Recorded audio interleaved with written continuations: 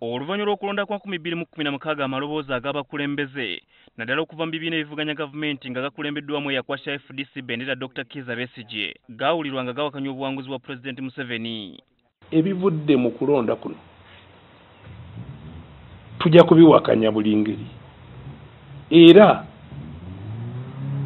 ne gavumenti tujja kukolagana nayo. Okuva ku olwo abakulembeze b'enzikiriza mu kibiina ekya Interreligious Council n'abakulu abeebuzibwako ensonga aba The Elders Forum of Uganda bazze batema empendo okutabaganya abagugulana. Oluvannyuma lw'omwaka gumu n'ekitundu abakulu mu bibiina bino batutegeezezza nga bwe bamaze okukkiriza abakulembeze bano okuteesa nga n'ensonga ezigenda okuteesebwako zirambuluddwa.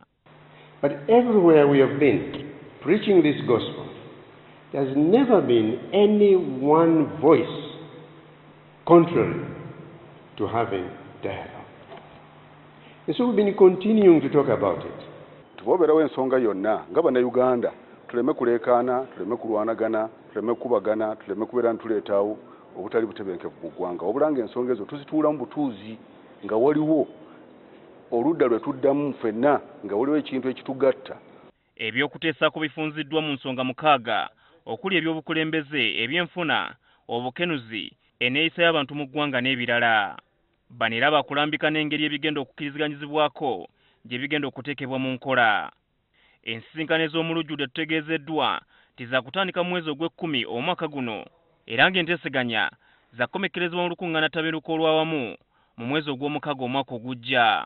President yagamba tutuule mu Prime Minister's Office ebe nga yetukola ki yetucoordinate nga yetuwa support yetuwe ssente kwega ne gavumenti etaddewo ssente badonors bataddewo ssente kintu bakyagala baagala kitambule n'olwekyo ate naffe tulina amaanyi tukola nga bwe mutulaba tuli wano.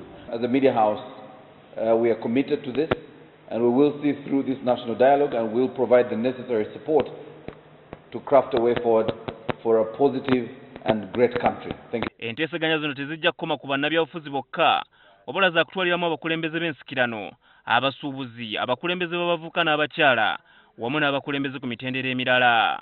Ebirala eby'okuteesebwako ze nnongosereza mu ssemateeka era ng'omulamuzi Ogola atutegeeza nga gavumenti bw'erina okunnyonnyola mu bulambulukufu okutya okuliwo nti ssemateeka yandikyusibwa okuggyako mu ku myaka egy'omukulembeze w'eggwanga.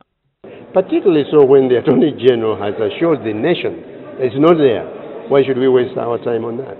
Let's take the Attorney General on his word and let's get on with other things that are more important. Atekawo provision nti weba waliwo ebintu ebyetaagisa constitutional amendment bijjagana mu constitutional amendment. There is a track on the constitutional review process.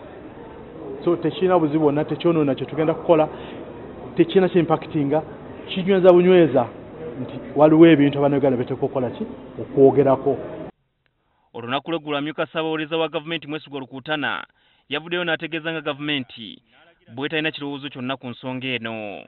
There is no such a constitutional amendment that has been sponsored either by government, a private member or any other person in that regard. Herbert Ziwa, NTV Akawungezi.